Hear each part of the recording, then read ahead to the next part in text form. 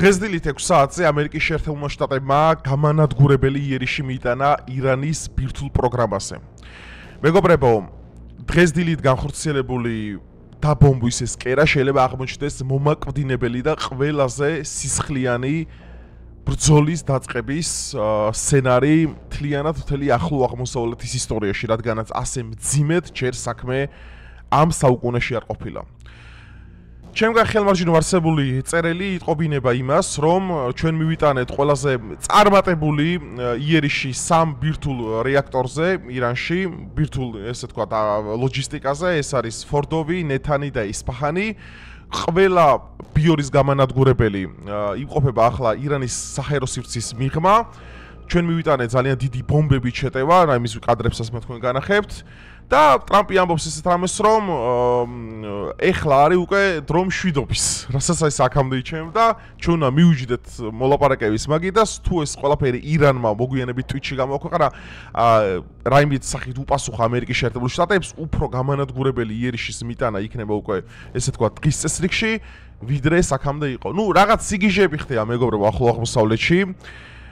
იემენელმა ჰუსიტებმა გამოუცხადეს ამერიკელებს ომი, ირანი დაიმუქრა, რომ ერაყის ბაზებზე მიიტანდა, ამერიკულ ბაზებზე მიიტანდა ერაყში იერიშს, ასევე მომაკვდინებელ პასუხს გავცემდა ისრაელს ამისთვისო და რავი, თითოეულ წამს, აი ეხლაც კი ვიდეოს რო წარ, შეიძლება აბსოლუტურად სხვანაირად შეიცვალოს მსოფლიო სცენარი.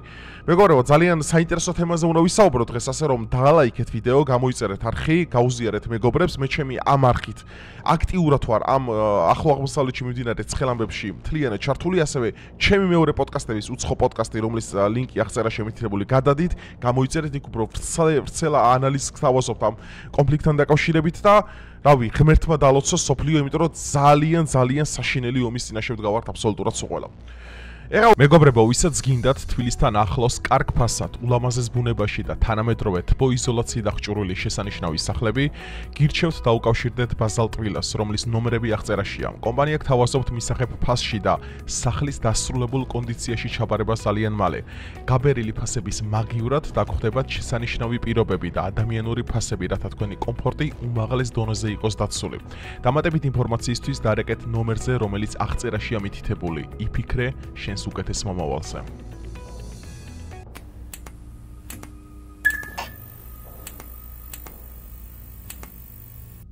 აი ეს არის მეგობრებო B2 სპირიტი.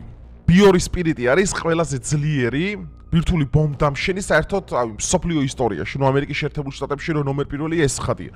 ეს არის მეგობრებო გაკეთებული ისეთი სახის აეროდინამიკით, როგორც შევარდენის ფორმა აქვს მას და ნუ რადარებისთვის ძალიან რთულად შესამჩნევია, ძალიან მანევრირებადია, მას შეუძლია გადაიტანოს ბირთვული არსენალი, აი მაგალითად გუშინ რა იერიშითაც მან მიიტანა, რა დარტყმა, რა ბომბიც მან გამოიყენა ირანის ბირთვულ პროგრამაზე, ეს იყო ანტიბუნკერ საწინააღმდეგო სპეციალური ბომბი, რომლის აფეთქების რა თქვია, ეს ვთქვათ სიმულაცია, რომელიც მან შეიქმნა, ხო? ძალიან წააგავდა ბირთვული იარაღის იმას რა ქვია, მოდი ესე ვთქვათ რა, ბაიბებს თავიდან ბოლომდე საკუთარი აფეთქების დისტანციით, საკუთარი ხმით, ესე ვთქვათ, საკუთარი ამ დამანგრებელი ჯოჯოხეთური გამოსხივებით, ნუ რაღაც საშინელება იყო, ეს ძალიან მალე გავრცელდა ისრაელის ტელეგრამ არხებზე. აი ეს არის მეგობრებო, აი ამან თუ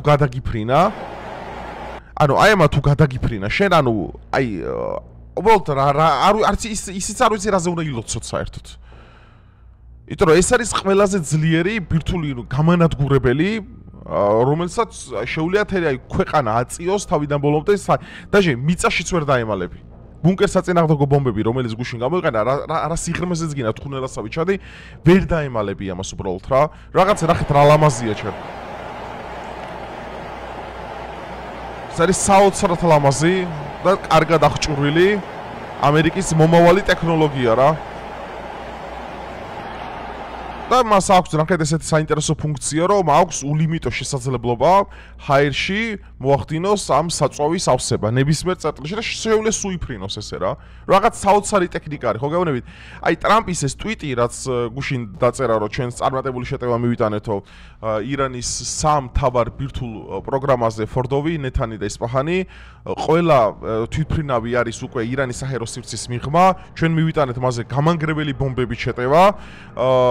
ყველანაირ თვითმფრინავის სახში დაბრუნდა მშვიდით, გილოცავთ ამერიკელ ხალხს და გილოცავთ ამერიკელ ჯარისკაცებს ამ წარმატებულ ოპერაციას. არ არის there is no other military in the world would could be done this ანუ არ არსებობს სხვა შეერაღებულ ძალები სოფლიოში რომელსაც მსგავსი სახის მასშტაბის ოპერაცია შეუძლია ჩაატაროს. Now it's time for the peace. ახლა არის დრო მშვიდობისო და მადლობას გიხდით ყურადღებისთვის. ეხა რეები გავრცელდა, მოდი ამას მე განახებთ ეხა რა, რომ ზედმეტის კარიკატურები უნდა განახოთ, ეხა ცალკე სხვა კუთხით რო შევხედოთ ამ ყველაფერს რა. აი ხა უყურეთ მე მინდა განახოთ, აი ძალიან საინტერესო კადრები მეგობრებო. ნუ ეს გასაგებია, რომ ეს არის რაღაც იდეალური ფორმის შევარდენი დააგვირდით რა, რა ლამაზია.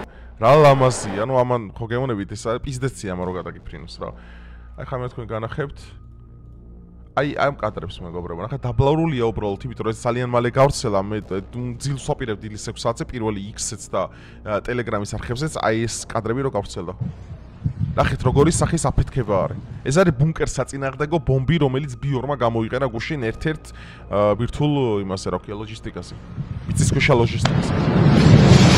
ნახეთ როგორი ქარისის წამოიღო, ხო გეუბნებით ხალხნო ძალიან საშიში იმის წინაშე ვართ რა. გეუნებით რა. როგორც ამას ეხა იმას რა ქვია ისრაელის სპეცსამსახურები იტყობინებიან, რომ 70%-მდე გამდიდრებული ურანი ქონდაო ირანსო, თუ ეს დაარტყმა მათ მიიტანა და ის ბირთვული რადიაცია მაქედან გამოვიდა, აი რა უხარიათ საქართველოში ამ სოფლიოში ეს ამბები, რომ იმას მოუგო, ამას აჯობა, ხალხო ბირთვული რადიაციის სერიოზული საფრთხეა.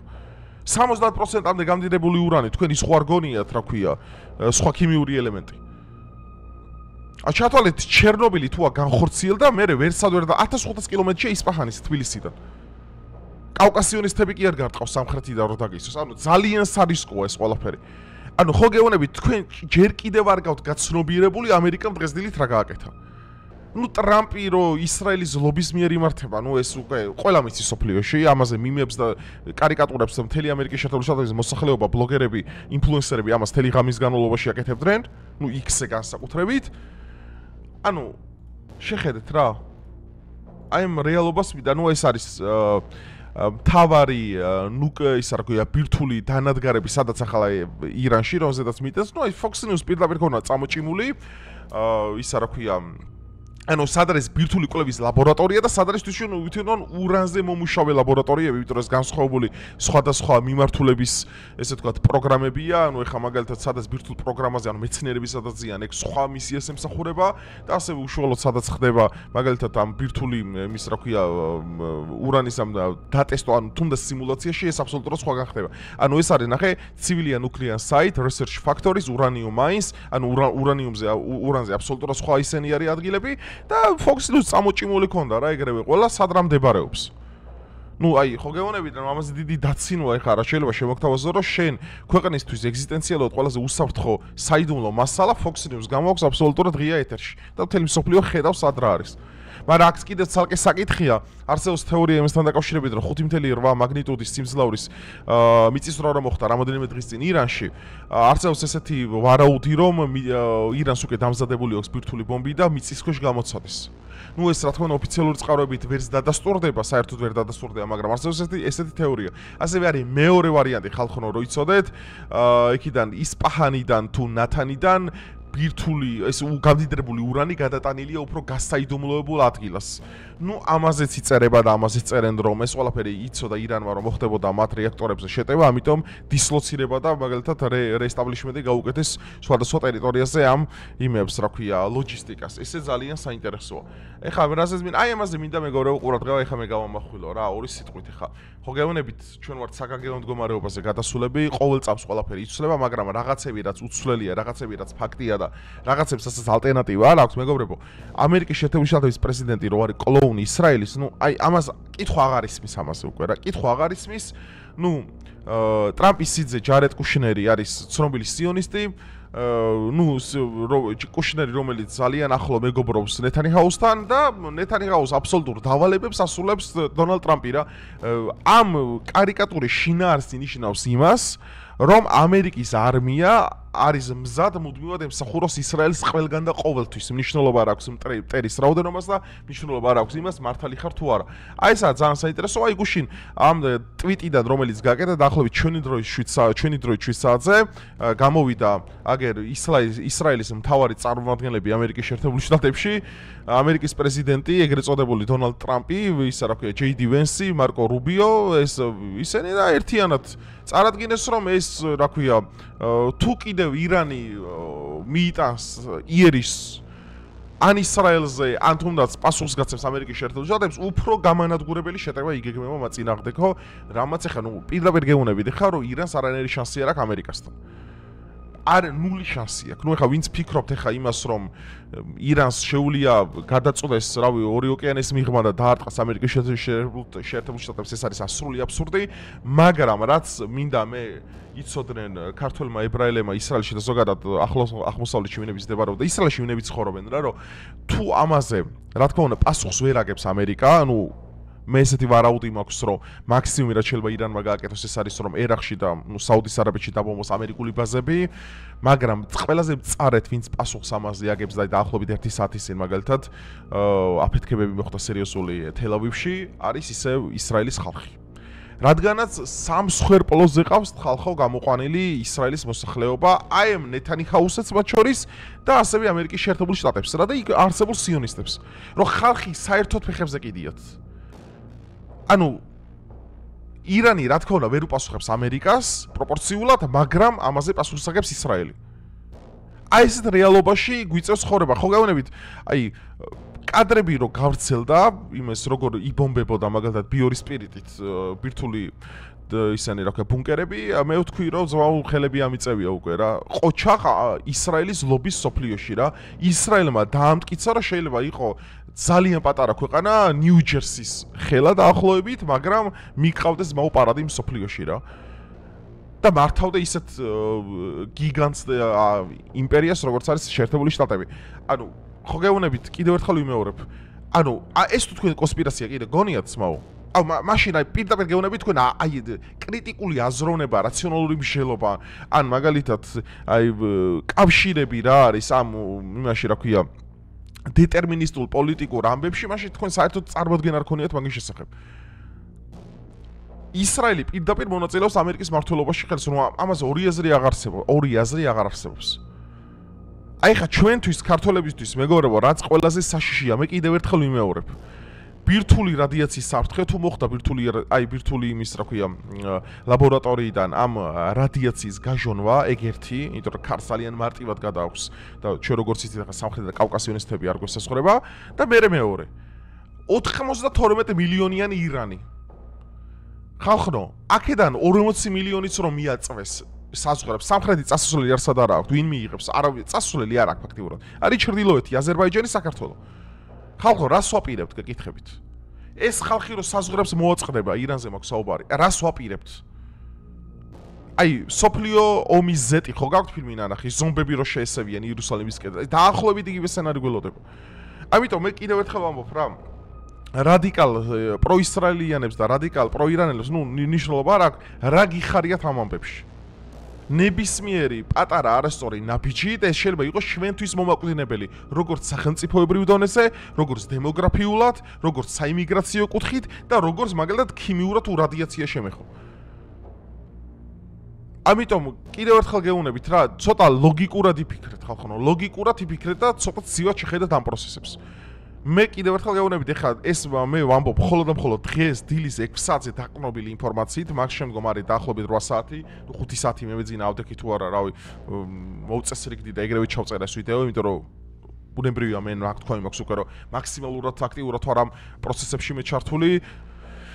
წინა ვიდეოში ძალიან დეტალურად მაქვს ამის პრეარსებული პროცესები, ესე ვთქვათ, ნამშელი, რაც თქვი ის გამართლა ამერიკა ჩაერთვებოდა ომში და გამართლა ეს ყველაფერი, რომ ამერიკის არმია შეეწირება ამ ყველაფერს, შეეწირება იმ კუთხით, რომ სად არის ისრაელის გამო მოკდრე, ეს უნდა შეეგუონ, იმიტომ რომ რეალურად ამერიკის პრეზიდენტი არის ჯარედ კუშნერი, ტრამპის სიძე, ესეც ვიცით, ამაზე თალკე გადაგვიღებ მე ვიდეოს, ვინ არის ეგ ადამიანი, მის ბიოგრაფიულ ცნობებს მოგიტანთ, რა კონსპირაციები არსებობს იმის გარშემო, რომ ეგ ადამიანი რეალურად ანტიქრისტია და მე ამ ყველაფერს განახებთ და გეტყვით. ნუ მე გავიმეორებ რომ აქვს მეორე არხი, სადაც უფრო ვრცლად საუბრობ ამ თემაზე, უცხო პოდკასტი. ბევრი ნახვები მაქვს მანდა სხვათა შორის, იმიტომ რომ აქტუალურ თემებს ძალიან ვავრცობთ, ან მოწვეული სტუმრები მყავს, გამომწერებს ვაძლევ იმის შანსს, რომ გამოაჩინო საკუთარი თავი, არ ვარ მე სნობი იუთუბერი, რომ მხოლოდ ცნობილ ადამიანებთან დავიჭირო იმის გამო საქმე, რომ ჩემი ნახვები მომიმატო, დამიჯერე ცნობილი ადამიანები მე არ მჭირდება, არანორმალურად ბევრი ნახვები მაქვს, ამ არხზეც და იმ არხზეც, ასე რომ არ მჭირდება რაღაც ცნობური სხვა იუთუბერებს რო ახასიათებთ, რომ ვიღაც ცნობილები მოვიყვანო, რომ ჩემი არხი დაუბრუნო. არა. მე მინდა რომ შანსი მივცე ჩემ გამომწერებს, მე მინდა რომ მათი საკუთარი თავის რეპრეზენტაცია მოვაწყონ, მინდა რომ ის ადამიანები გამოვიყვანო მეინსტრიმში, რომლებიც არ ჩანან, ასე რომ ვისაც სურვილი გაგიჩნდებათ, რომ მიიღოთ და ჩართვები გააკეთოთ და გაქვთ გარკვეული ცოდნა სამხედრო, იმაზე რა ქვია, საქმეებზე, პოლიტიკურ პროცესებზე და ასე შემდგომ, შეგიძლიათ დამიკავშირდეთ Instagram-ზე, რომლის ლინკი აღწერა შემითითებული და გავისაუბროთ და ყველაფერი შესაძლებელია. ხო, რავი, მე მაქსიმალურად ვიქნები ამ პროცესებში ჩართული, რამე თუ გამომრჩა, დაამატეთ დაბლა, რამე სხვა თეორია ამასთან დაკავშირებით და რაც ყველაზე მთავარია გაუზიარეთ მეგობრებს, რადგან იცოდნენ სიმართლე თუ რა ხდება რეალურად ახლო აღმოსავლეთში. დროებით.